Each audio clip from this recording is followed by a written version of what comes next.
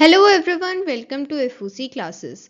सो students, आज की video से हम स्टार्ट कर रहे हैं जावा प्रैक्टिकल सीरीज एंड आज पार्ट 1 के साथ स्टार्ट कर रहे हैं, जहां पर हम सभी कमांड्स के सिंटेक्स एंड किस तरह से हमें जावा प्रोग्रामिंग स्टार्ट करनी है ये चीज़ आज हम समझने वाले हैं। सो अगर आपने अभी तक जावा पढ़ा है या फिर नहीं पढ़ा है, बट अगर आप इस वीडियो से कॉन्टिन्यूसली जावा प्रैक्टिकल सीरीज को फॉलो करते हैं तो जावा प्रैक्टिकल आपको डेफिनेटली क्लियर होगा एंड आपको कोई भी प्रॉब्लम नहीं आएगी। सो ये course specifically class 12 IT code 802 information technology students के लिए है, बट अगर आप जावा सीखना चाहते हैं तब भी ये सीरीज आपके लिए हेल्पफुल रहेगी। So let us start the video.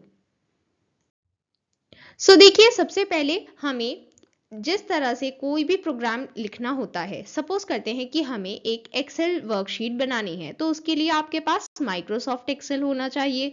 उसी तरह से जब आपको जावा प्रोग्राम बनाना है तो आपके पास एक एडिटर होना चाहिए एंड साथ ही साथ एक कंपाइलर होना चाहिए जो उसको रन करा पाए। तो यहाँ पर हम सबसे पहले एक जेडीके और नेटबीन्स इंस्टॉल करेंगे। सो देखिए, जेडीके का क्या काम है वो ऑलरेडी हम डिस्कस कर चुके हैं थ्योरी पोर्शन में। नेटबीन्स यहाँ पर एक सॉफ्टवेयर है जो हमें हेल्प करेगा हमारे जावा प्रोग्राम्स को लिखने और रन करने में। तो बेसिकली हम अपने जावा प्रोग्राम्स कहाँ पर लिखने वाले हैं? नेटबीन्स आईडीई में। तो इसलिए हमें सबसे पहले जेडीके एंड नेटबीन्स इन दोनों को डाउनलोड एंड इंस्टॉल करना होगा अपने पीसी या फिर कंप्यूटर में। सो देखिए, यहाँ पर स्टेप्स मैंने ऑलरेडी एक वीडियो में बताए हुए हैं, आप उस वीडियो को देख सकते हैं। लिंक डिस्क्रिप्शन में गिवन है। हम वो स्टेप्स यहाँ पर डिस्कस नहीं कर रहे हैं बिकॉज यहाँ पर हमें सिर्फ जावा से रिलेटेड चीजें देखनी है। सो स्टेप्स आप पर्टिकुलर वीडियो रेफर कर सकते हैं, लिंक डिस्क्रिप्शन में गिवन है। ओके,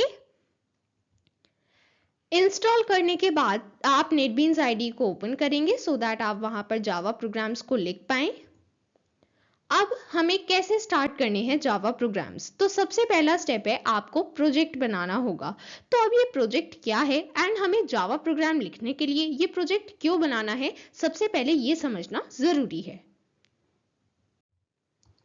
सो सबसे पहले हम नेटबीन्स आईडी में एक प्रोजेक्ट क्रिएट करेंगे एंड जब हम प्रोजेक्ट क्रिएट करते हैं वहां पर हमें बाय डिफॉल्ट 4 चीजें क्रिएटेड मिलती हैं: source package, test package, libraries and test libraries. So basically हमें जो प्रोग्राम लिखना है, जावा प्रोग्राम लिखना है, वो कहाँ पर आएगा? वो प्रोजेक्ट के अंडर एक पैकेज होगा, उस पैकेज में डिफरेंट क्लासेस होंगी एंड डिफरेंट क्लासेस होने का मतलब है डिफरेंट प्रोग्राम। सो बेसिकली यहाँ पर हम क्लास नहीं बोलेंगे, हम बोलेंगे फाइल। ठीक है, तो मतलब अगर आपने एक प्रोग्राम बनाया है मतलब आपने एक फाइल बनाई है, आपने दूसरा प्रोग्राम बनाया है मतलब आपने दूसरी फाइल बनाई है। ठीक है, तो इस तरह से जब भी आपको जावा प्रोग्राम बनाना है तो सबसे पहले आप क्या बनाएंगे? एक प्रोजेक्ट बनाएंगे। उस प्रोजेक्ट में जो पैकेज होगा उसी पैकेज में डिफरेंट फाइल्स होंगी। तो यही different files basically Java programmes होते हैं। ठीक है, अब यहाँ पर जिस फाइल में मेन क्लास है, तो मेन क्लास होने का क्या मतलब होता है कि यहाँ पर मेन मेथड प्रेजेंट है। तो जहां पर मेन मेथड है उसे आप कहेंगे कि यहाँ पर मेन क्लास प्रेजेंट है, और अगर वहां पर मेन मेथड नहीं है तो आप उसे कहेंगे कि यहाँ पर मेन क्लास नहीं है। क्यों नहीं है? क्योंकि मेन क्लास सिर्फ वहीं पर होती है जहां पर मेन मेथड होता है। ठीक है, तो मेन मेथड का होना है मतलब मेन क्लास है। ठीक है, तो मेन मेथड की हेल्प से ही आप मेन क्लास को आइडेंटिफाई करेंगे। ठीक है, मैं आपको मेन क्लास के बारे में क्यों एक्सप्लेन कर रही हूँ इसका रीजन हम आगे समझेंगे। ठीक है, अभी हमें ये समझ में आया है कि जब भी हमें जावा प्रोग्राम लिखना है तो सबसे पहले हम बनाएंगे एक प्रोजेक्ट। प्रोजेक्ट में बाय डिफॉल्ट पैकेज मिलेगा हमें, इसी पैकेज में हम डिफरेंट क्लासेस क्रिएट कर सकते हैं। ठीक है, सो देखिए, जब भी आप कोई प्रोजेक्ट क्रिएट करते हैं वहां पर अगर आपको मेन क्लास बनानी है तो उसका ऑप्शन आपको प्रोजेक्ट क्रिएशन के टाइम ही मिल जाता है। मींस जब आप प्रोजेक्ट क्रिएट करेंगे आपको तभी ऑप्शन मिल जाएगा कि आपको मेन क्लास क्रिएट करनी है या फिर नहीं। अगर आप वहां पर मेन क्लास ऑप्शन चेक कर देते हैं तो आपको इस तरह का सिंटेक्स, जैसा आपको यहाँ पर लिखा हुआ दिखाई दे रहा है, कुछ इस तरह का कोड आपको अपनी स्क्रीन पर विजिबल होता है। तो देखिए, यहाँ पर हम एग्जैक्टली कोड की बात नहीं कर रहे हैं, हम यहाँ पर बात कर रहे हैं कोड के सिंटेक्स की। तो बेसिकली सिंटेक्स का क्या मतलब है? स्ट्रक्चर। मतलब हमें अगर पहले से पता होगा कि कहीं भी हमें अगर मेन क्लास क्रिएट करनी है तो उसका एक बेसिक स्ट्रक्चर क्या है, तो हम उस चीज को कहीं भी उसका कोड लिख सकते हैं, हम उसको कहीं भी प्रोग्रामिंग कर सकते हैं। बट अगर हमें ये स्ट्रक्चर नहीं पता होगा, हम सिंपली एक दो क्वेश्चंस को रट लेंगे तो वो एक सॉल्यूशन नहीं है। इसलिए हमें समझना होगा स्ट्रक्चर। तो आज की क्लास में हम सभी कमांड्स का स्ट्रक्चर समझने वाले हैं। सो यहाँ से आपको हर एक प्रोग्राम के लिए एक बेसिक फाउंडेशन तैयार होगी, बिकॉज अगर आप एक बार सिंटेक्स और स्ट्रक्चर को अच्छे से समझ जाते हैं तो फिर आप किसी भी तरह का प्रोग्राम इजीली लिख पाएंगे। बट अगर आपने सिंटेक्स को मिस कर दिया, फिर आप को बहुत ज्यादा डिफिकल्टी आएगी प्रोग्राम्स लिखने में। ठीक है, तो सबसे पहले आपको पता होना चाहिए सिंटेक्स, जो अब हम डिस्कस कर रहे हैं। ठीक है, तो सबसे पहले हम बात कर रहे हैं मेन क्लास की। तो मेन क्लास का कंसेप्ट आया कहां से, मतलब हम मेन क्लास का डिस्कशन कर ही क्यों रहे हैं।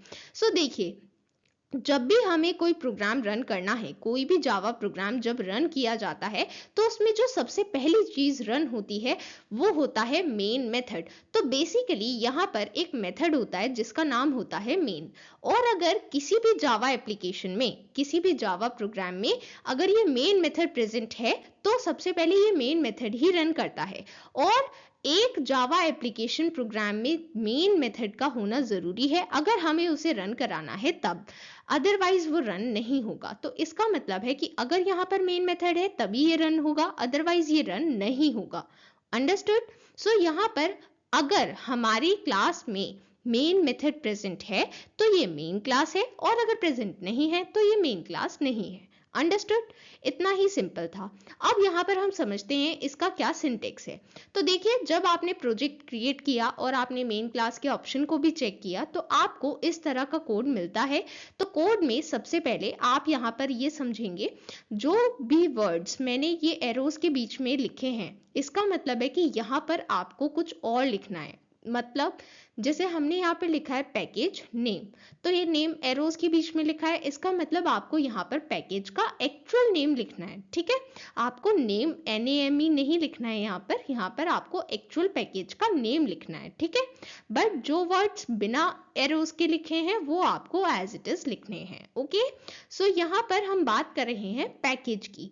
तो देखिए, पैकेज ये अभी मैंने डिस्कस किया, प्रोजेक्ट के अंडर होता है पैकेज, एंड पैकेज में होती है डिफरेंट फाइल्स। ठीक है, तो यहाँ पर सबसे पहले हम बनाएंगे एक पैकेज। ठीक है, तो ये पैकेज कहाँ से बनाएंगे? जो हमारे प्रोजेक्ट का नेम है उसे ही आप as it is small letters में अगर यहाँ पर लिख दें तो वही हो जाता है पैकेज का नेम। ठीक है, फिर सेमीकोलन लगाना है। ये चीज आपको ध्यान में रखनी है क्योंकि बहुत सारे स्टूडेंट्स भूल जाते हैं।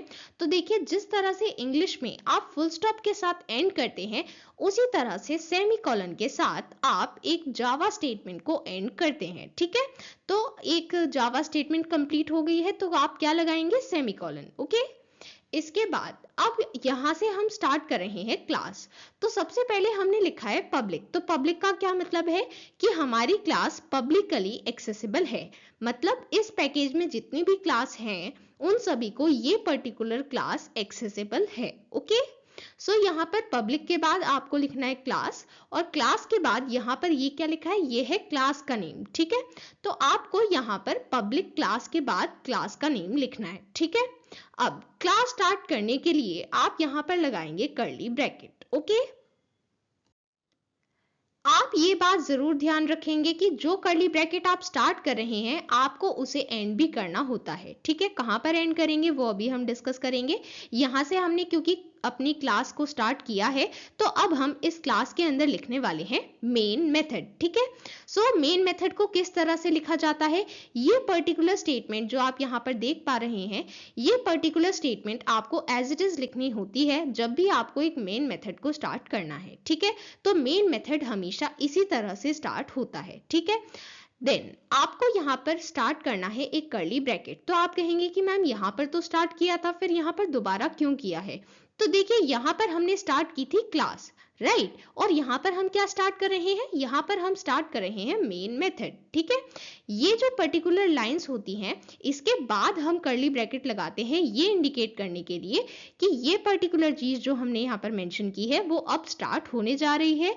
इसी तरह से हमने यहाँ पर मेन मेथड मेंशन किया है, तो अब ये मेन मेथड यहाँ पर स्टार्ट होने जा रहा है, ठीक है।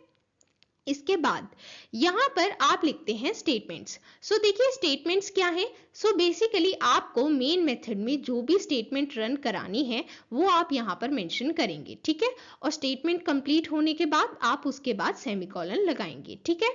और फिर जब आपकी सारी स्टेटमेंट्स लिखी जाएंगी उसके बाद आपको ये कर्ली ब्रैकेट क्लोज करना है। तो क्लोज करने का मतलब ये है कि आपने यहाँ पर मेन मेथड को क्लोज कर दिया है, ठीक है। तो यहाँ पर हमारा मेन मेथड कंप्लीटेड। इसके बाद अब क्योंकि हमने क्लास को भी स्टार्ट किया था तो हमें क्लास को भी कंप्लीट करना होगा। एंड ये जो मेन मेथड है ये बेसिकली हमारी क्लास के अंदर है, इसलिए हमने पहले इसे क्लोज किया है, ठीक है। फिर हम क्लोज करेंगे क्लास को, तो जो क्लास हमने यहाँ पर स्टार्ट की है इसे हम यहाँ पर क्लोज कर देंगे, ठीक है। आई होप ये आपको अच्छे से क्लियर हो गया है।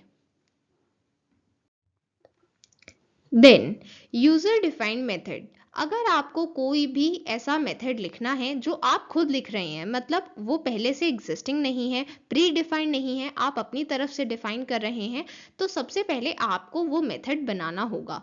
एंड ये मेथड कहाँ पर बनाया जाता है, जब आप क्लास को स्टार्ट करते हैं। मींस ये पब्लिक क्लास की लाइन है, यहाँ पर आपने क्लास को स्टार्ट किया है, इसी के बाद यहाँ पर आप लिस्ट करते हैं यूजर डिफाइंड मेथड। सो बेसिकली ये वो मेथड है जो आप अपनी तरफ से डिफाइन कर रहे हैं। एंड अब इस मेथड को आप यूज कहां पर करेंगे, इस मेथड को आप यूज कर सकते हैं मेन मेथड में, ठीक है।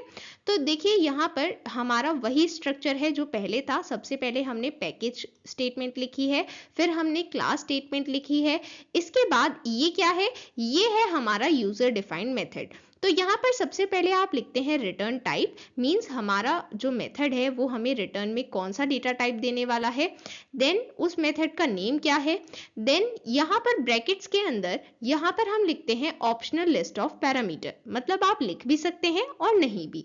इसके बाद यहाँ पर आप कर्ली ब्रैकेट को स्टार्ट करेंगे एंड देन यहाँ पर स्टेटमेंट्स एंड रिटर्न स्टेटमेंट्स लिखते हैं। तो स्टेटमेंट सिंपली जैसे अभी तक हम लिख रहे थे वैसे ही लिखेंगे, बट रिटर्न स्टेटमेंट का मतलब है कि आपको शुरू में एक वर्ड कीवर्ड लगाना है रिटर्न। ये एज इट इज लिखा जाएगा, इसका मतलब है कि हमें ये मेथड रिटर्न में कोई पर्टिकुलर वैल्यू रिटर्न कर रहा है, ठीक है। तो यहाँ पर अगर आपने रिटर्न कीवर्ड लगाया है तो वो है रिटर्न स्टेटमेंट, ठीक है।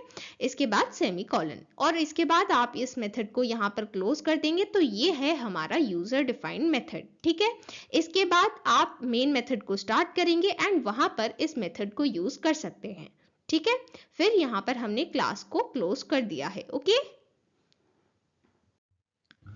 वेरिएबल डिक्लेरेशन एंड इनिशियलाइजेशन, यहाँ से डायरेक्टली आपके प्रैक्टिकल में क्वेश्चन नहीं आएगा, बट हो सकता है कि जो प्रोग्राम आपको दिया जाए लिखने को उसमें आपको कुछ वेरिएबल्स यूज करने हो। तो देखिए किसी भी वेरिएबल को यूज करने से पहले वेरिएबल डिक्लेयर करना नेसेसरी है, तो इसलिए हमें यहाँ पर ये समझना होगा।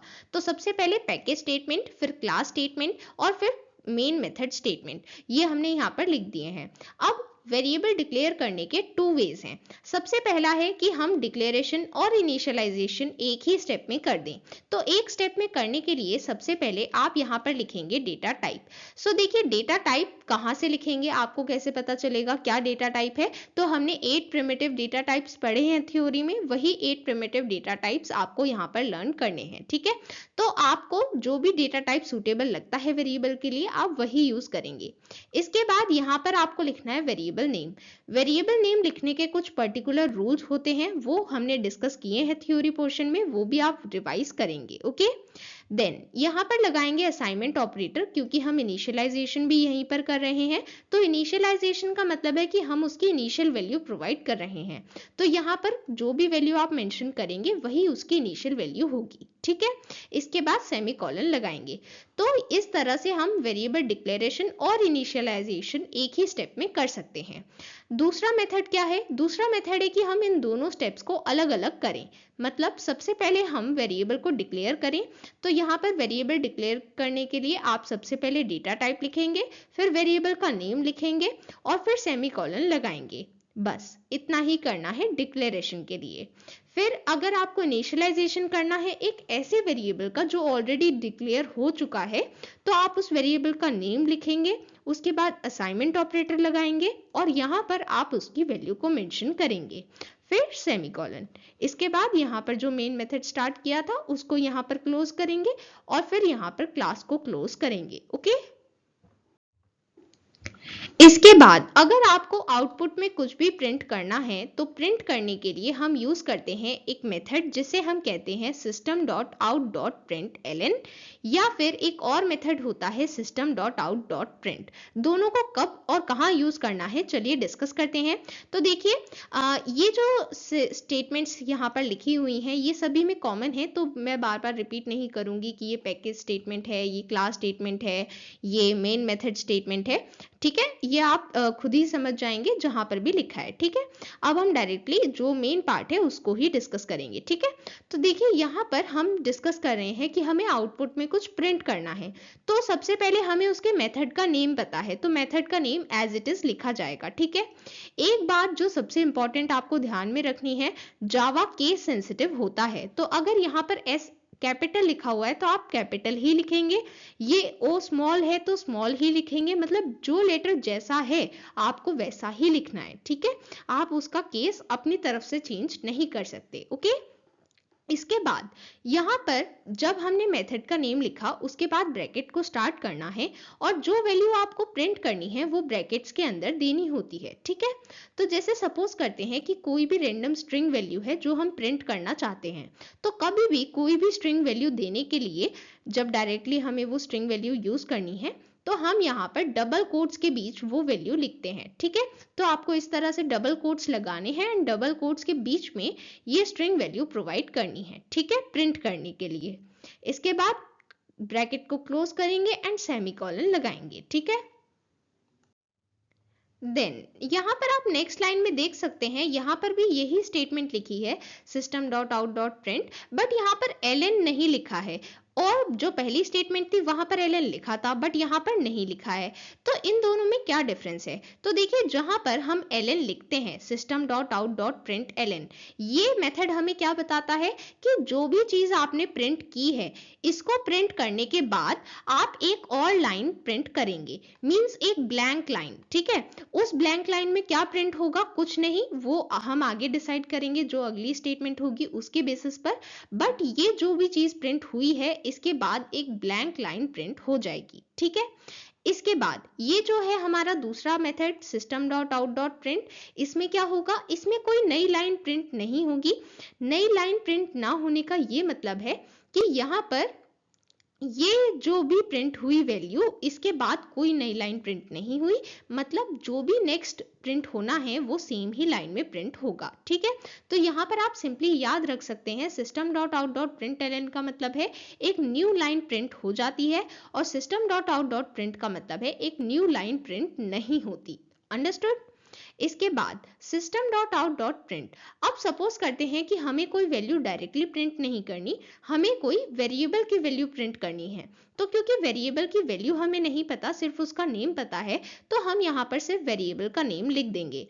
तो यहाँ पर एक्चुअल में क्या प्रिंट होगा, एक्चुअल में यहाँ पर वेरिएबल की वैल्यू प्रिंट होगी। ठीक है, क्यों, क्योंकि हमने इसे बिना डबल कोट्स के लिखा है। इसका मतलब है कि जो भी चीज यहाँ पर हम एक्चुअल में लिखने वाले हैं वो वेरिएबल है और उसकी एक्चुअल वैल्यू ही यहाँ पर प्रिंट होगी। ठीक है, इसके बाद अगर आपको कोई भी चीज इसके साथ प्रिंट करनी है तो उसके लिए आप यूज करते हैं प्लस ऑपरेटर। तो प्लस ऑपरेटर बता रहा है कि आपको इसके साथ ये चीज भी प्रिंट करनी है। ठीक है, यहाँ पर हमने खाली डबल कोट्स लगाए हैं, मतलब इनके बीच में हमने कुछ नहीं लिखा है, सिंपली एक स्पेस है।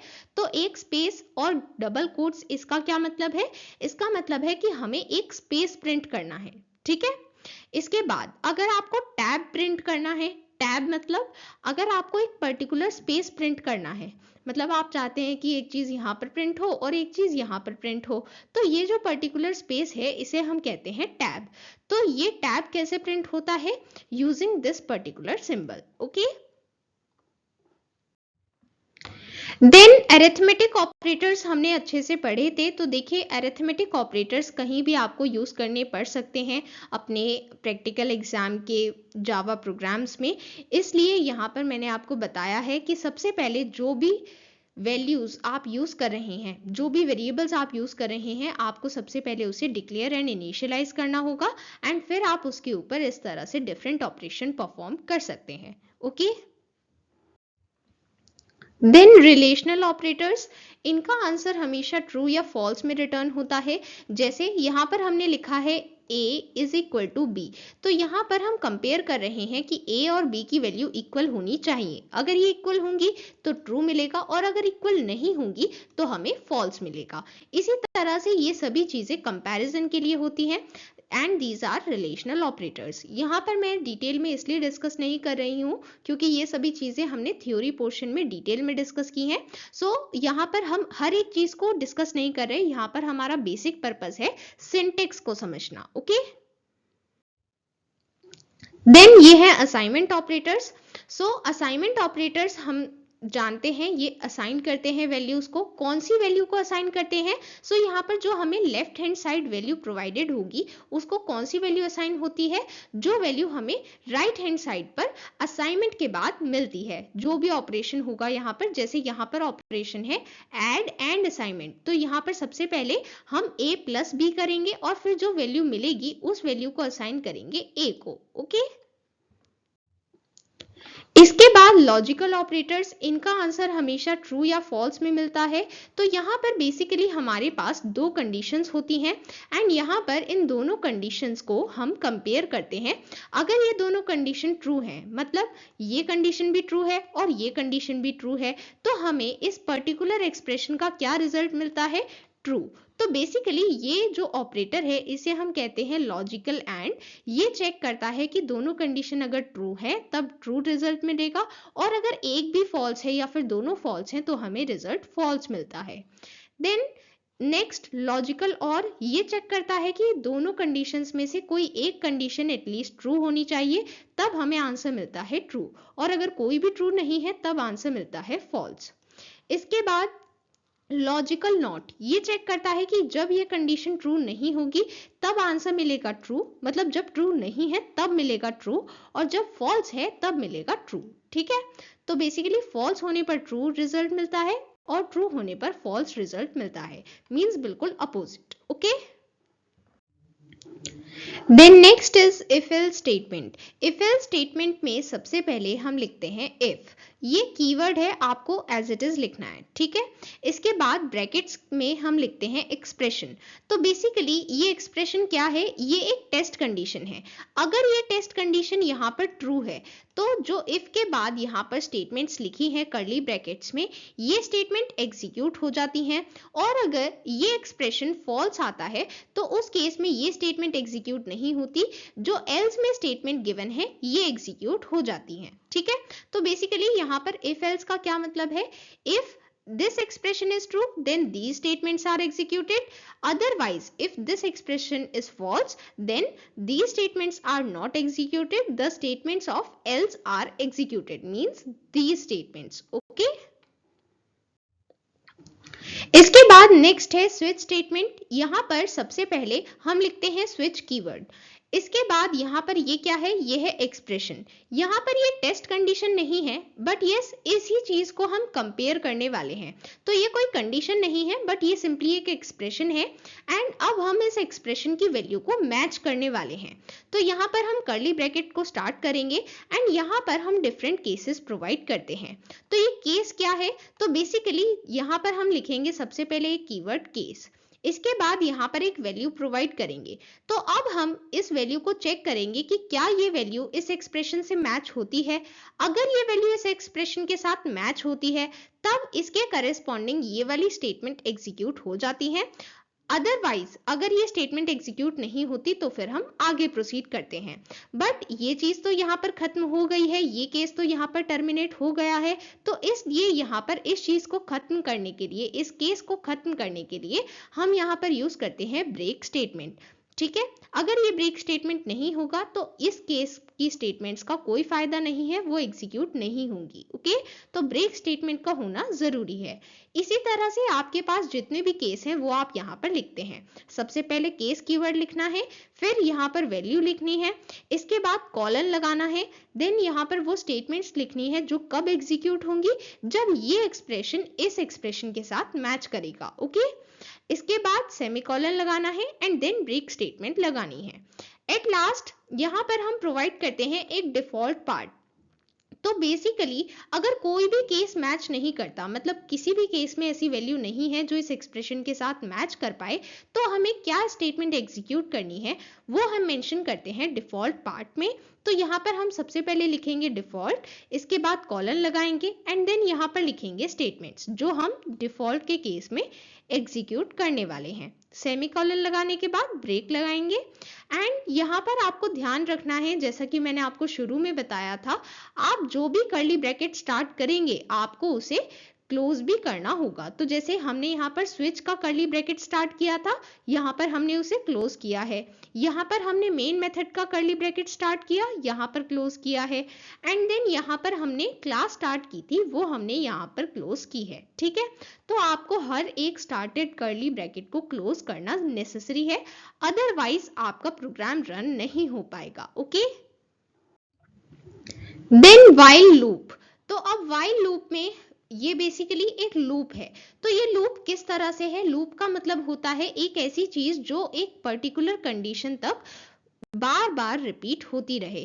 तो देखिए यहाँ पर हमने लिखा है व्हाइल, ये कीवर्ड है, ये एज इट इज लिखना है। इसके बाद यहाँ पर लिखी है एक कंडीशन, तो ये कंडीशन टेस्ट होगी, मतलब अगर ये कंडीशन ट्रू है तो यहाँ पर ये जो स्टेटमेंट्स लिखी हैं ये एग्जीक्यूट होंगी। इनके एग्जीक्यूट होने के बाद हम वापस इसी कंडीशन को टेस्ट करेंगे। तो ये है लूप। तो लूप का मतलब हम उसी चीज को रिपीट कर रहे हैं, और हम इस चीज को कब तक रिपीट करते जाएंगे? जब तक ये पर्टिकुलर कंडीशन फॉल्स नहीं हो जाती, तब तक हम इस लूप को बार बार रिपीट करते रहेंगे। ठीक है, ये होता है व्हाइल लूप। तो व्हाइल लूप में आप सबसे पहले व्हाइल कीवर्ड लिखते हैं, इसके बाद ब्रैकेट के अंदर ये कंडीशन लिखते हैं जिसे हम टेस्ट करेंगे कि ये ट्रू है या फिर फॉल्स है। इसके बाद कर्ली ब्रैकेट्स को स्टार्ट करेंगे, यहाँ पर स्टेटमेंट्स लिखेंगे। ये स्टेटमेंट्स वो स्टेटमेंट हैं जो तब एग्जीक्यूट होंगी जब ये कंडीशन ट्रू होगी। ओके, इसके बाद ये कर्ली ब्रैकेट यहाँ पर हमने क्लोज किया, और फिर ये जो मेन मेथड हमने यहाँ पर स्टार्ट किया था वो यहाँ पर क्लोज किया है, और फिर ये क्लास का कर्ली ब्रैकेट क्लोज किया है। Okay, then do while loop. Do while loop में सबसे पहले हम एक बार स्टेटमेंट को एग्जीक्यूट करते हैं, मतलब हम सबसे पहले कंडीशन चेक नहीं करेंगे, हम सबसे पहले एक बार स्टेटमेंट्स को एग्जीक्यूट करेंगे। तो यहाँ पर सबसे पहले हम लिखेंगे डू, इसके बाद कर्ली ब्रैकेट लगाना है, यहाँ पर स्टेटमेंट्स लिखनी है और यहाँ पर इस कर्ली ब्रैकेट को क्लोज करना है।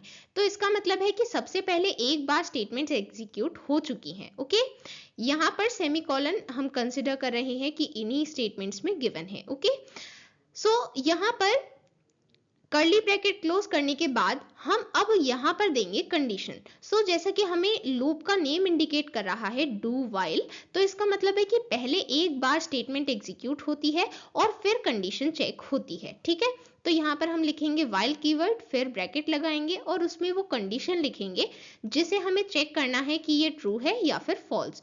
अगर ये कंडीशन ट्रू है तो हम वापस इस स्टेटमेंट को एग्जीक्यूट करेंगे, और अगर ये कंडीशन ट्रू नहीं है, ये फॉल्स है, तो ये लूप यहीं पर स्टॉप हो जाता है एंड हम आगे प्रोसीड नहीं करते। Okay, then next is for loop. तो फॉर लूप में सबसे पहले हम लिखेंगे फॉर कीवर्ड, इसके बाद ब्रैकेट स्टार्ट करेंगे। ब्रैकेट के बाद हमें तीन चीजें देनी है। ये तीन चीजें बहुत आसान हैं एंड आपको याद रखनी है, बिकॉज हर बार जब भी आप फॉर लूप लिखेंगे तो आपको यही सेम कंसेप्ट, यही सेम स्ट्रक्चर यूज करना होगा। तो देखिए यहाँ पर बेसिकली सबसे पहले हमें रिक्वायरमेंट होती है एक इनिशियल वैल्यू की। किसकी इनिशियल वैल्यू? काउंटर की इनिशियल वैल्यू।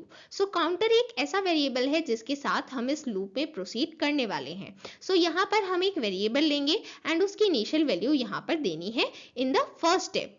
इसके बाद इस स्टेप को क्लोज करने के लिए सेमीकोलन लगाएंगे।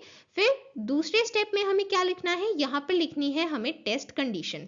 तो ये टेस्ट कंडीशन क्या है, ये ऐसी कंडीशन है जिसे हम टेस्ट करते हैं कि ये ट्रू है या फिर फॉल्स, तो वो कंडीशन हम यहाँ पर मेंशन करते हैं। इसके बाद सेमीकोलन लगाना है। इसके बाद यहाँ पर लिखा है स्टेप। ये स्टेप क्या है, ये है वो स्टेप, पर्टिकुलर स्टेप जिसकी हेल्प से ये काउंटर अपनी वैल्यू को चेंज करेगा। क्योंकि देखिए हम यहाँ पर बात कर रहे हैं लूप की, तो लूप अगर हमें करना है, मतलब लूपिंग हमें करनी है, हमें एक ही चीज को रिपीट करना है, तो उस चीज की वैल्यू बार बार चेंज होनी चाहिए, तभी तो हम डिफरेंट डिफरेंट वैल्यूज के साथ एक टेस्ट कंडीशन को चेक करेंगे। अगर ये टेस्ट कंडीशन हम सेम ही वैल्यू के साथ चेक करते रहेंगे तो कोई फायदा नहीं है, क्योंकि वो तो हमेशा ट्रू या फिर हमेशा फॉल्स ही आएगी। इसलिए यहाँ पर एक स्टेप देना जरूरी है जिसकी वजह से ये इनिशियल वैल्यू चेंज हो पाए, या तो इंक्रीमेंट या फिर डिक्रीमेंट हो पाए। इसलिए हमने यहाँ पर दिया है स्टेप। ठीक है, इसके बाद सेमीकोलन लगाएंगे स्टेप के बाद और यहाँ पर ब्रैकेट को क्लोज करेंगे।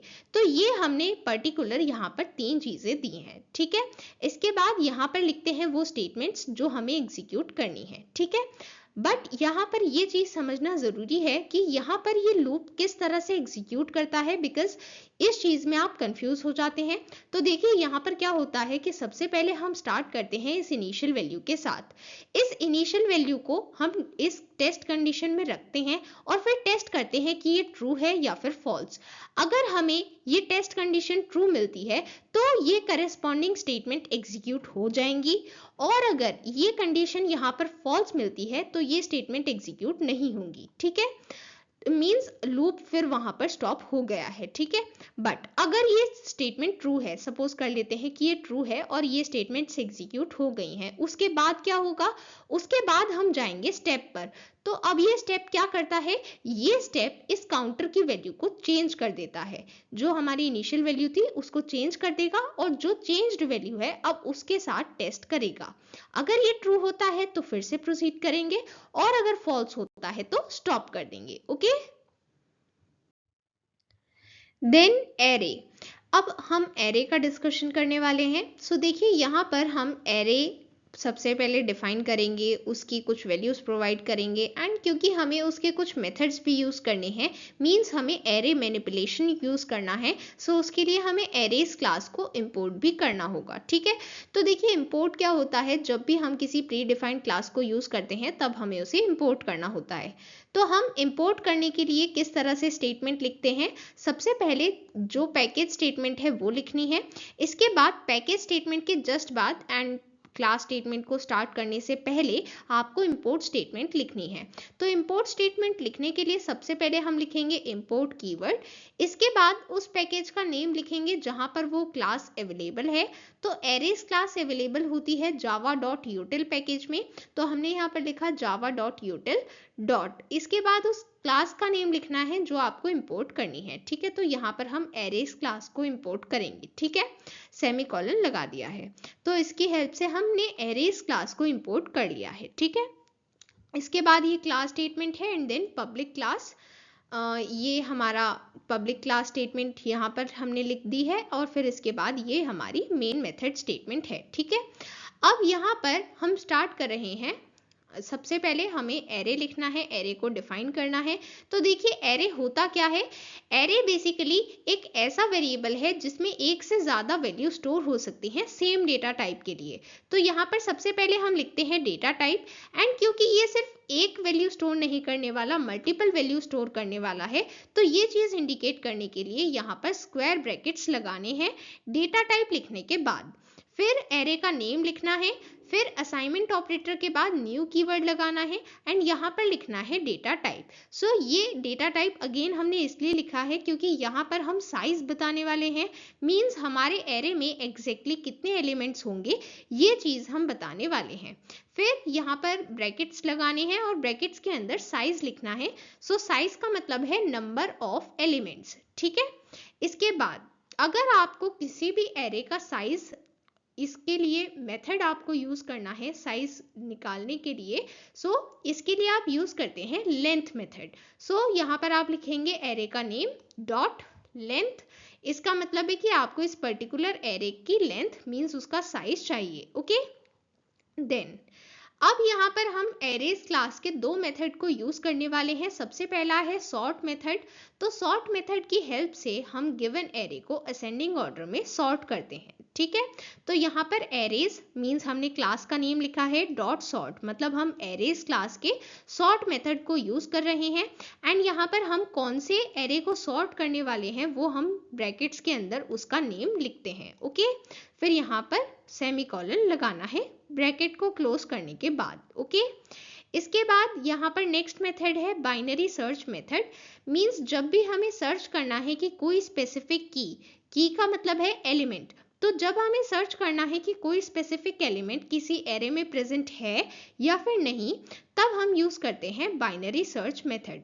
तो यहाँ पर बाइनरी सर्च मेथड को यूज करने के लिए सबसे पहले हम लिखेंगे एरेज डॉट बाइनरी सर्च, इसके बाद ब्रैकेट लगाएंगे, यहाँ पर लिखेंगे एरे का नेम, कॉमा लगाएंगे, फिर की, मतलब हमें इस एरे में सर्च करना है ये की कौन से इंडेक्स पर प्रेजेंट है।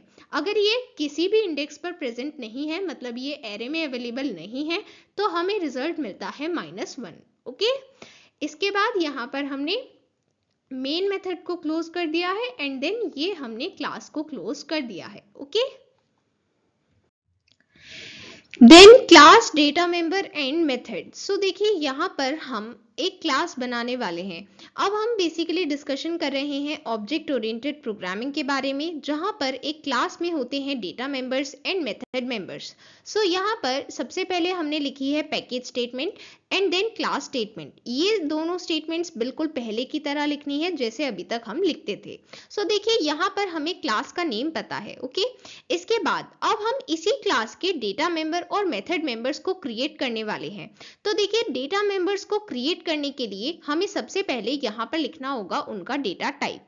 मींस जैसे हमें कोई भी पर्टिकुलर डेटा मेंबर बनाना है तो सबसे पहले हम बताएंगे कि उसका डेटा टाइप क्या है, वो हम यहाँ पर मेंशन करेंगे।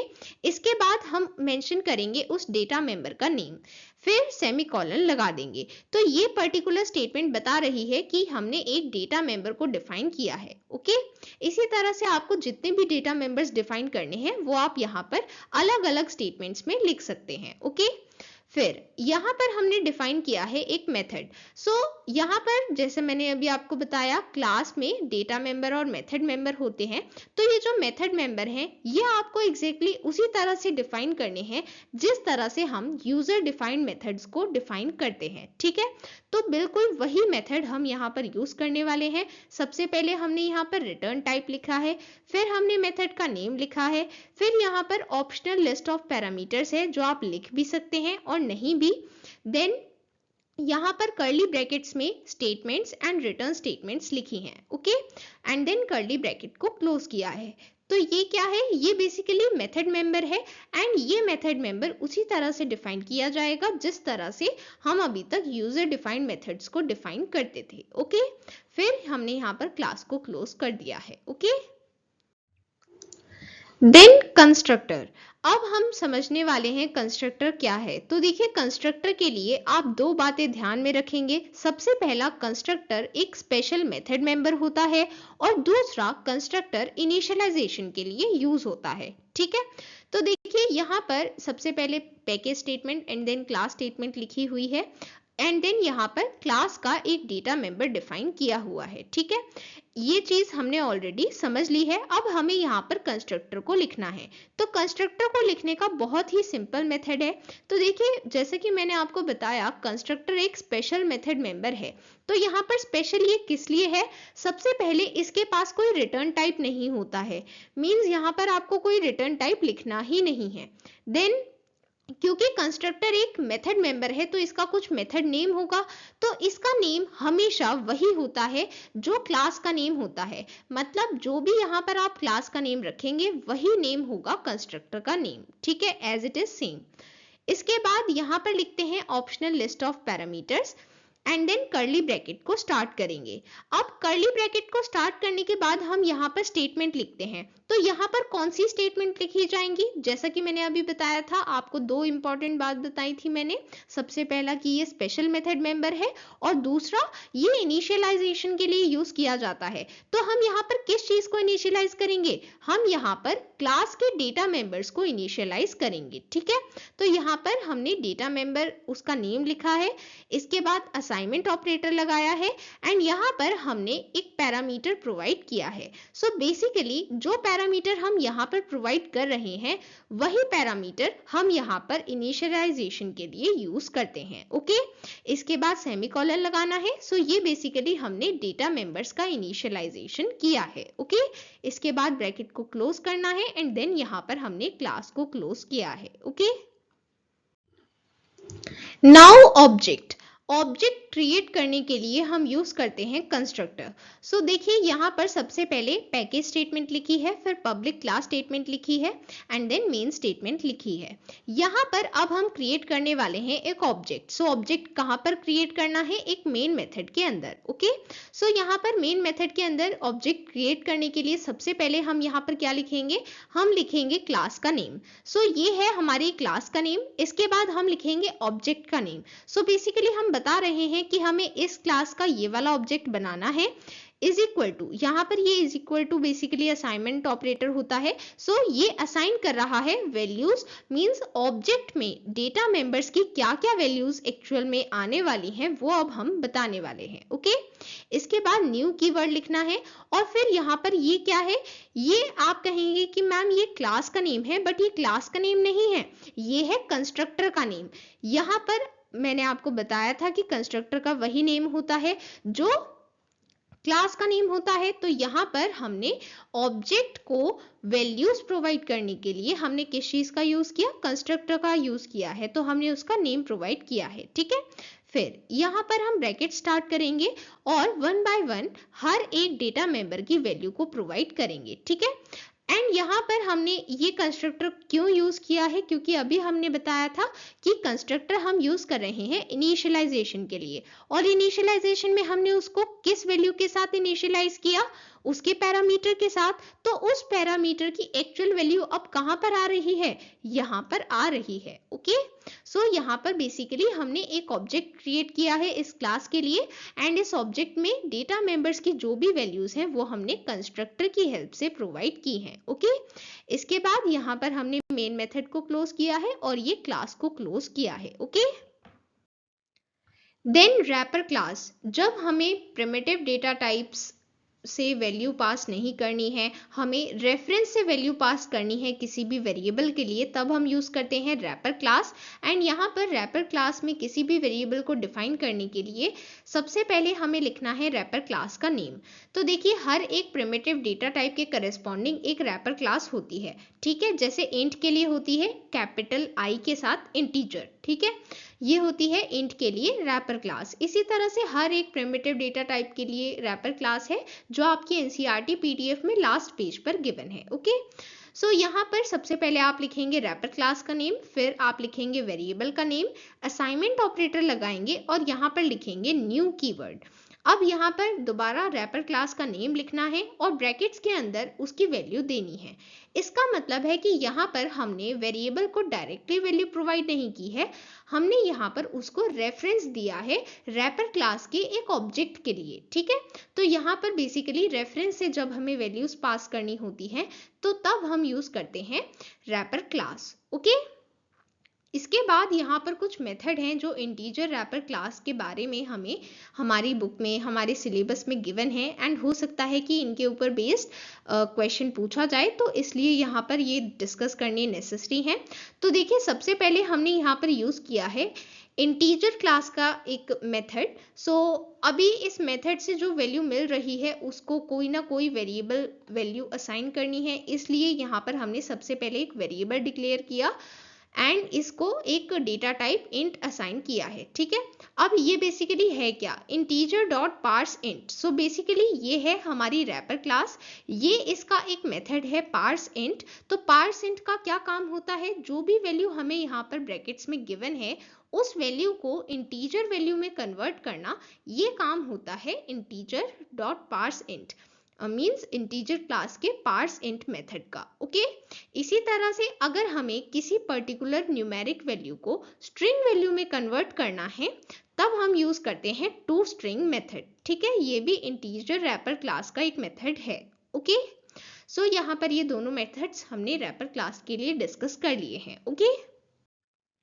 Then next data input, means जब हमें प्रोग्राम्स को इंटरेक्टिव बनाना है, यूजर से इनपुट एक्सेप्ट करना है, तब हम डेटा इनपुट लेते हैं। एंड डेटा इनपुट लेने के लिए हमें एक क्लास इंपोर्ट करनी है, दैट इज स्कैनर क्लास। ये अगेन कौन से पैकेज में अवेलेबल है, java.util पैकेज में।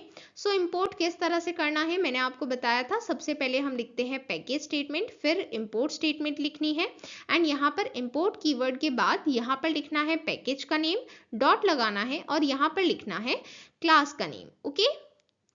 इसके बाद यहाँ पर पब्लिक क्लास स्टेटमेंट लिखी है, फिर यहाँ पर मेन स्टेटमेंट लिखी है, और यहाँ पर हमें एक्चुअल डेटा इनपुट के लिए स्टेटमेंट्स लिखनी है।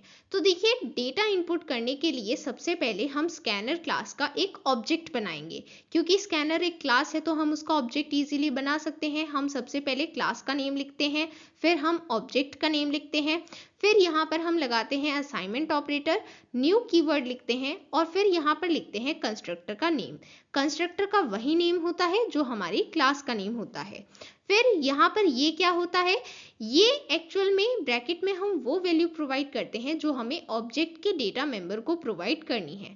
तो हमें ऑब्जेक्ट के डेटा मेंबर को क्या प्रोवाइड करना है, जो भी हमें इनपुट में मिलेगा। तो इनपुट हम कैसे एक्सेप्ट कर रहे हैं, सिस्टम डॉट इन, मीन्स जो भी इनपुट में मिला है वो चीज हमें यहाँ पर एक्सेप्ट करनी है। देन यहाँ पर ये जो वैल्यू हमें मिली है, मीन्स इस पर्टिकुलर ऑब्जेक्ट में जो भी वैल्यू हमें मिली है, हमें अब उसे एक स्ट्रिंग ऑब्जेक्ट की तरह रिटर्न करना है। तो स्ट्रिंग ऑब्जेक्ट की तरह रिटर्न करने के लिए हम यूज करते हैं नेक्स्ट मेथड। तो यहाँ पर नेक्स्ट मेथड की हेल्प से, सो बेसिकली हमने ये क्या लिखा है, सबसे पहले ऑब्जेक्ट का नेम, मतलब हमें इस ऑब्जेक्ट की एक मेथड यूज करना है। इस ऑब्जेक्ट के लिए डॉट ऑपरेटर लगाने के बाद हमने उस मेथड का नेम यूज किया है नेक्स्ट। इसका मतलब है कि हम इस ऑब्जेक्ट की स्ट्रिंग ऑब्जेक्ट पास करना चाहते हैं इस ऑब्जेक्ट की वैल्यू के लिए, एंड उसकी हेल्प से जो हमें वैल्यू मिली है हमने उसको एक वेरिएबल बना दिया है, ओके। इसी तरह से अगर हमें उसे स्ट्रिंग ऑब्जेक्ट नहीं बनाना, हमें उसे बनाना है एक इंटीजर ऑब्जेक्ट। तो इंटीजर ऑब्जेक्ट बनाने के लिए अभी हमने पढ़ा था इंटीजर रैपर क्लास का एक मेथड होता है पार्स इंट, जो इंटीजर ऑब्जेक्ट बनाता है। सो यहाँ पर वही मेथड हम यहाँ पर यूज कर रहे हैं, सो दैट ये जो वैल्यू हमें मिलेगी हम उसे इंटीजर डेटा टाइप में कन्वर्ट कर पाए, ओके। सो यहाँ पर स्कैनर क्लास को यूज करते हुए हम डेटा इनपुट एक्सेप्ट कर सकते हैं, okay. Then exception handling. Exception handling मतलब जब भी कोई एक्सेप्शन आती है, कोई एरर आता है, तो उसे किस तरह से हैंडल करना है। तो यहाँ पर सबसे पहले हम लिखते हैं ट्राई ब्लॉक। तो ट्राई कीवर्ड लिखने के बाद यहाँ पर ब्रैकेट, कर्ली ब्रैकेट स्टार्ट करना है, एंड यहाँ पर वो पार्ट लिखना है, मींस वो प्रोग्राम का कोड लिखना है जिसमें एक्सेप्शन मींस एरर आ सकता है। देन कर्ली ब्रैकेट को क्लोज करना है। इसके बाद कैच ब्लॉक स्टार्ट करना है। यहाँ पर ब्रैकेट में हमें एक्सेप्शन देनी है। एक्सेप्शन का क्या मतलब है, जो हमें एरर मिला है वो एरर हमें यहाँ पर लिखना है। इसके बाद कर्ली ब्रैकेट स्टार्ट करेंगे एंड वो कोड लिखेंगे जो इस एक्सेप्शन को हैंडल करेगा। मींस ये जो भी एरर हमें मिला है, इस एरर में एक्चुअल में हमें क्या करना है, हमें उसे किस तरह से हैंडल करना है, सॉल्व करना है, वो चीज हम यहाँ पर लिखेंगे, ठीक है। इसी तरह से अगर कोई और एरर है तो उसके लिए सेकंड कैच ब्लॉक लिखा है, ठीक है। फिर यहाँ पर फाइनली ब्लॉक लिखा है। फाइनली के बाद कर्ली ब्रैकेट्स के बाद यहाँ पर हम वो कोड लिखते हैं जो तब एग्जीक्यूट होगा जब ट्राई ब्लॉक फिनिश हो जाएगा, ठीक है। तो ट्राई ब्लॉक फिनिश होने के बाद जो कोड एग्जीक्यूट करना है वो हम यहाँ पर लिखते हैं, ठीक है। इसके बाद कर्ली ब्रैकेट्स को क्लोज करेंगे एंड देन सेमीकोलन लगाएंगे, ठीक है। फिर यहाँ पर हमारा मेन मेथड कंप्लीट हो गया है एंड यहाँ पर क्लास, ओके। देन असर्शन के लिए यहाँ पर आपके पास टू मेथड्स हैं असर्शन को लिखने के लिए, असर्ट स्टेटमेंट को लिखने के लिए। सो सबसे पहले हम यहाँ पर लिख सकते हैं असर्ट, उसके बाद एक्सप्रेशन, मीन्स जिस एक्सप्रेशन को हमें टेस्ट करना है कि ये ट्रू है या फिर फॉल्स है। देन दूसरा मेथड है, अगर हमें ये बताना है कि अगर ये एक्सप्रेशन फॉल्स है तब हमें क्या एक्सप्रेशन रिजल्ट में दिखाना है एक एक्सेप्शन की तरह, वो एक्सप्रेशन हम यहाँ पर मेंशन कर सकते हैं। तो इसके लिए सबसे पहले हम लिखेंगे assert कीवर्ड, उसके बाद जो टेस्ट कंडीशन हम चेक कर रहे हैं, अगर ये टेस्ट कंडीशन फॉल्स होती है उसके बाद यहाँ पर कॉलन लगाया है, तो अगर ये फॉल्स हुई है तो हमें ये एक्सप्रेशन एक्सेप्शन की तरह आउटपुट में शो करना है, इसके बाद सेमीकोलन लगाना है। देन यहाँ पर main method close and then class close. Then thread को क्रिएट करने के दो वे होते हैं। सबसे पहला है थ्रेड क्लास को एक्सटेंड करना। तो थ्रेड क्लास को एक्सटेंड करने के लिए सबसे पहले हमने यहाँ पर वही पैकेज स्टेटमेंट लिखा है, फिर यहाँ पर क्लास स्टेटमेंट को लिखने के लिए हमने थोड़ा सा मेथड चेंज किया है। सो इस पर फोकस करना है। यहाँ पर हमने पब्लिक क्लास और क्लास के नेम के बाद यहाँ पर लिखा है एक्सटेंड्स थ्रेड। इसका क्या मतलब है कि हम थ्रेड क्लास को एक्सटेंड कर रहे हैं। देन यहाँ पर कर्ली ब्रैकेट को स्टार्ट किया है। देन यहाँ पर हमने एक मेथड स्टार्ट किया है रन मेथड। सो ये run method basically thread class का ही एक मेथड है। सो हमने ये यहाँ पर यूज किया है। सो यहाँ पर आप लिखेंगे रन मेथड, एंड ये रन मेथड लिखने के लिए आपको पब्लिक वॉइड लिखना है। सो पब्लिक यहाँ पर बता रहा है एक्सेस मॉडिफायर एंड वॉइड बता रहा है रिटर्न टाइप। ठीक है, इसके बाद यहाँ पर हमने लिखा है मेथड का नेम रन, और यहाँ पर कोई भी लिस्ट ऑफ पैरामीटर्स नहीं है। ठीक है, तो ये इस तरह से हमने स्टेटमेंट लिखी है। फिर यहाँ पर हमें रन मेथड में कौन सी स्टेटमेंट्स एग्जीक्यूट करनी है, मींस थ्रेड एक्चुअल में क्या स्टेटमेंट्स एग्जीक्यूट करने वाला है, वो चीज़ हम यहाँ पर बताएंगे। इसके बाद सेमीकोलन लगाया है एंड देन कर्ली ब्रैकेट्स को क्लोज किया है। देन यहाँ पर हमने मेन मेथड की स्टेटमेंट लिखी है। फिर यहाँ पर हम एक्चुअल थ्रेड को क्रिएट करने वाले हैं। सो देखिए, थ्रेड को क्रिएट करने के लिए हमें क्या करना होता है। सबसे पहले जो क्लास हमने यहाँ पर क्रिएट की है ये है एक्सटेंडेड क्लास। ठीक है, तो ये जो एक्सटेंडेड क्लास है हम इसी क्लास के नेम को यहाँ पर लिखेंगे, और यहाँ पर हम लिखेंगे थ्रेड का नेम। मीन्स बेसिकली हम इस क्लास का एक थ्रेड ऑब्जेक्ट बना रहे हैं, तो क्योंकि वो एक ऑब्जेक्ट है तो उसका एक नेम लिख रहे हैं, वो नेम हम यहाँ पर लिखेंगे।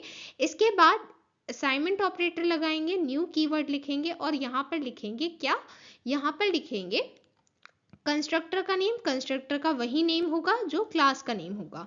इसके बाद यहाँ पर हमारे पास पैरामीटर्स में कुछ नहीं है, मींस यहाँ पर हमें डेटा मेंबर की कोई वैल्यू प्रोवाइड नहीं करनी है। सो इसलिए यहाँ पर हमने एम्प्टी ब्रैकेट्स लीव किए हैं। Then semicolon. सो बेसिकली ये जो स्टेटमेंट है हमने इसमें क्या किया है, हमने इसमें एक थ्रेड ऑब्जेक्ट क्रिएट किया है। ठीक है, फिर इसी थ्रेड ऑब्जेक्ट की एग्जीक्यूशन को हमें स्टार्ट करना है, तो हमने यहाँ पर उस ऑब्जेक्ट का नेम लिखा, dot start mean start method को यूज किया है। सो एग्जीक्यूशन स्टार्ट हो जाएगी। ठीक है, इसके बाद मेन मेथड एंड क्लास को क्लोज किया है। Okay, implementing the runnable interface. तो सबसे पहले हमने यहाँ पर पैकेज का नेम लिखा है, देन पब्लिक क्लास, क्लास का नेम लिखा है। अब क्योंकि यहाँ पर हम थ्रेड को दूसरे वे से क्रिएट करने वाले हैं रनेबल इंटरफेस को इम्प्लीमेंट करते हुए, तो यहाँ पर हमने कीवर्ड लिखा है इम्प्लीमेंट्स रनेबल। ये कीवर्ड है, आपको एज इट इज लिखना है। ठीक है, इसके बाद कर्ली ब्रैकेट स्टार्ट किया है, देन रन मेथड लिखा है, एंड रन मेथड में जो स्टेटमेंट्स एग्जीक्यूट करनी है वो यहाँ पर लिखी है। ठीक है, फिर ये रन मेथड को क्लोज किया यहाँ पर, फिर मेन मेथड को स्टार्ट किया है। ठीक है, अब यहाँ पर सबसे पहले इसी क्लास का, ये जो क्लास है हमारी, इसी क्लास का एक ऑब्जेक्ट क्रिएट करना है। तो ऑब्जेक्ट क्रिएट कैसे करते हैं वो हमें पता है। यहाँ पर ऑब्जेक्ट का नेम लिखा, असाइनमेंट ऑपरेटर लगाया, न्यू कीवर्ड लगाया, एंड यहाँ पर कंस्ट्रक्टर का नेम लिखा। कंस्ट्रक्टर का नेम वही नेम जो क्लास का नेम है। इसके बाद यहाँ पर अगेन ब्रैकेट्स में कोई वैल्यू हमने प्रोवाइड नहीं की है, देन सेमीकोलन। अब यहाँ पर क्योंकि हमने रनेबल इंटरफेस को यूज किया है, हमने थ्रेड क्लास को सिर्फ एक्सटेंड नहीं किया, हमने यहाँ पर रनेबल इंटरफेस को इम्प्लीमेंट किया है। इस वजह से हम यहाँ पर डायरेक्टली थ्रेड क्लास का एक ऑब्जेक्ट क्रिएट करेंगे यहाँ पर हमने लिखा है थ्रेड, इसका मतलब है हम थ्रेड क्लास की बात कर रहे हैं। इसका हमने एक ऑब्जेक्ट क्रिएट किया, उसके लिए हमने यहाँ पर ये ऑब्जेक्ट का नेम लिखा है, असाइनमेंट ऑपरेटर लगाया, न्यू कीवर्ड लिखा और फिर यहाँ पर अगेन कंस्ट्रक्टर का वही नेम होता है जो क्लास का नेम होता है। फिर यहाँ पर ये क्या है, ये है वैल्यू। तो बेसिकली हमें थ्रेड में कौन सी वैल्यू पास करनी है, हम यहाँ पर वही इंस्टेंस पास करने वाले हैं जो हमने यहाँ पर ऑब्जेक्ट क्रिएट किया है। ठीक है, ये हम एक इंस्टेंस की तरह यहाँ पर पास करने वाले हैं। ठीक है, इसके बाद इसी थ्रेड की एग्जीक्यूशन को हमें स्टार्ट करना है, तो हम यहाँ पर इस थ्रेड के ऑब्जेक्ट का नेम लिखेंगे, डॉट स्टार्ट मेथड यहाँ पर यूज करेंगे। ठीक है, फिर सेमीकोलन लगाएंगे, यहाँ पर हमने मेन मेथड को क्लोज किया है एंड देन यहाँ पर हमने क्लास को क्लोज किया है। Okay, so students that was all for today. आज के वीडियो में हमने सभी कमांड्स के सिंटेक्स एंड स्ट्रक्चर को डिटेल में समझा है एंड इसके बाद आपको सभी प्रोग्राम्स इजीली समझ में आएंगे। सो देखिए, आपके प्रैक्टिकल एग्जाम में ऑफ कोर्सली प्रोग्राम्स आएंगे, सिंटेक्स डायरेक्टली लिखने को नहीं आएगा, बट जब तक आपको सिंटेक्स नहीं पता, स्ट्रक्चर नहीं पता, तब तक आप प्रोग्रामिंग के क्वेश्चंस को अटेम्प्ट नहीं कर पाएंगे। सो इसलिए आपको ये वीडियो दोबारा रिवाइज करनी है सो दैट आगे हम जितने भी प्रोग्राम्स करें वो आपको अच्छे से समझ में आए। Okay, and NetBeans and JDK download करने के सभी लिंक डिस्क्रिप्शन में गिवन है, इंपॉर्टेंट लिंक्स डिस्क्रिप्शन में गिवन है। अगर आपको ऑल इन वन बुक और सैम्पल पेपर बुक परचेज करनी है, उसका लिंक भी डिस्क्रिप्शन में गिवन है। ओके, सो हम कल की वीडियो में मिलते हैं। Bye everyone.